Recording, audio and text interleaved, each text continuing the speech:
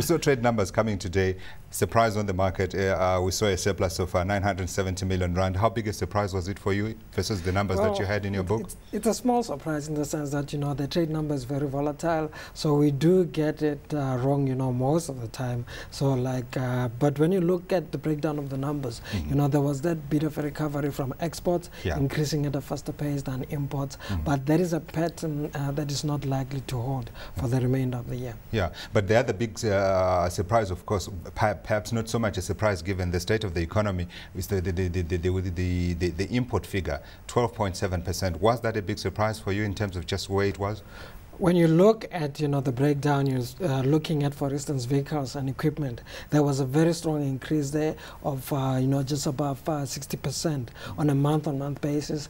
We expected that there would be sort of a bit of a fall there, seeing that the supply from Japan, for instance, has fallen a bit. So that was a surprise. Yeah. But Dawie, I suppose the usefulness of these numbers is, Isaac mentions, they are very volatile, and most of the times economies get them wrong. It's the trend, isn't it, that you're looking at? Most definitely. I think remember, there are two major accounts in the balance of payments. The one is the trade account, the physical imports and exports, and the other one is the so-called service account, the non-physical imports and exports, like, for example, interest payments and dividend payments and tourism and stuff like that. The two of them combined is a so-called current account. Now, as a rule of thumb, your current account should not, as a relative to GDP, should not exceed GDP growth. Now, I expect GDP growth around about 4% for this year, slightly higher perhaps.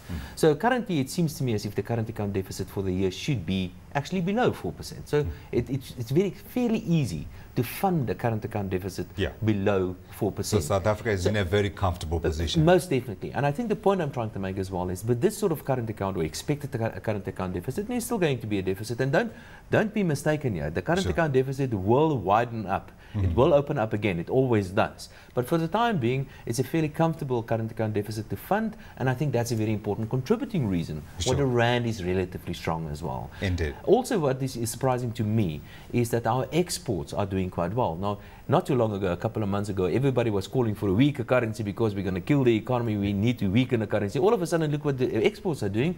Exports are actually doing quite well, despite the relative strength of the currency, firstly. And secondly, of course, if it hasn't been for the currency, our inflationary pressures would have been much more. So consensus is these numbers are not going to change anyone's calculations going forward? Not significantly, no. If anything, I think I might bring down my current account forecast a little bit.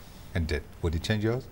Not necessarily, like I said, that the export number, we're seeing strength coming from the export side at the moment, but it's coming off a very low base. We must sort of highlight that, when you look at last year, there was a lot of weakness. Looking at vehicles, for instance, impacted by the strike during the third quarter of last year. So we're still seeing a recovery from that. So this is what we expected. So we're not really going to change our numbers a lot. Now, this was a week also when we saw the producer price inflation numbers coming through with those numbers yesterday showing a slight decrease. I think if my numbers are correct, that was 7.3% versus 6.7%. So a slight uptick.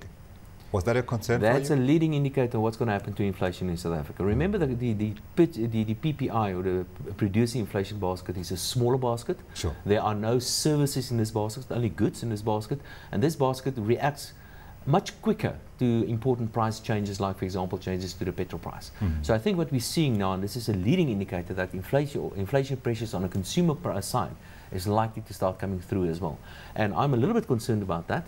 And especially if you look at the combination of different economic data items that were released this year. For instance, today or the past week, for instance, we've had the demand for credit, which is actually quite weak in the economy. But we have inflation starting to pick up again. Now, usually it's the other way around. Usually what you will find demand for credit start picking up, and then inflationary pressures will come to the fore. We have the opposite now. We have inflationary pressures already, even without very weak demand in the economy. So don't touch the rand. It's an uncomfortable position to be in at the moment, because the Reserve Bank's got this dilemma.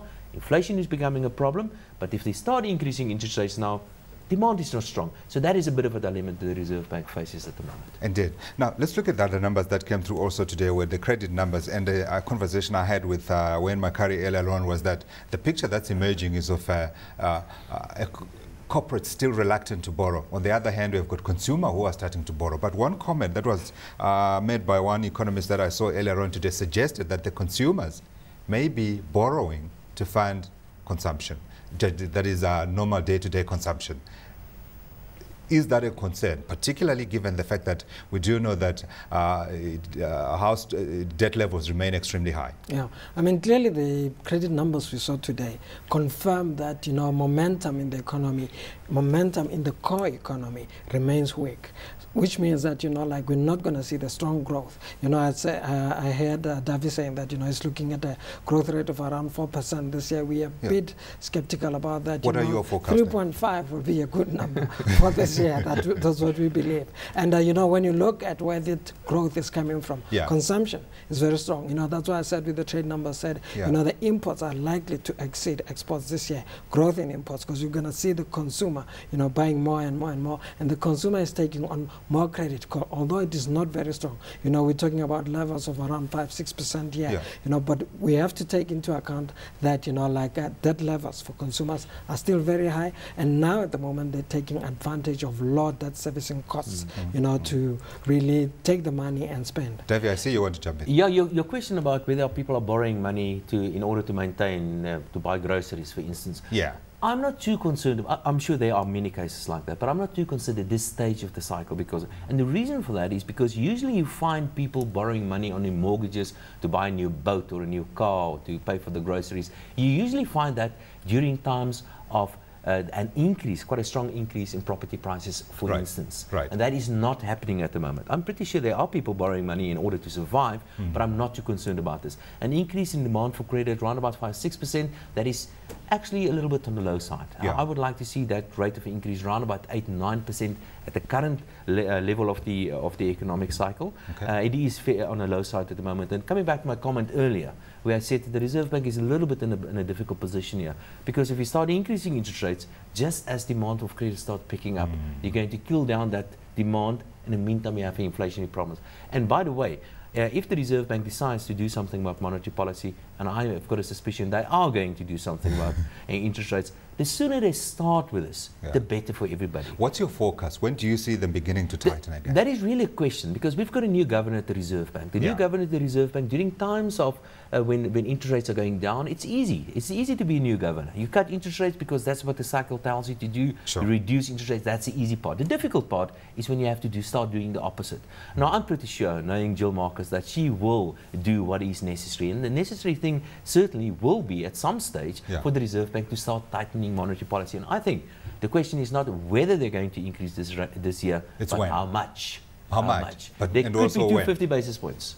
There could be even 250 basis points increases. I won't be surprised if we something August? July. I think July is the next meeting. July. He's an early bird. You know, that's a bit too early for us. We believe that, you know, with the new programs of government, you look at the new growth path with emphasis being on job creation and also borrowing, rather lowering the cost of borrowing. We believe that, you know, like they're going to be a bit cautious, and we're still factoring in the first hike in January next year. In January next year? No. Well, if you look at the cost of borrowing, Isaac, I have to disagree with you. The cost of borrowing is close to zero in real terms. You know, with inflation going up, the repo rate staying where it is, we're getting very close to zero, and that is just something that's unsustainable.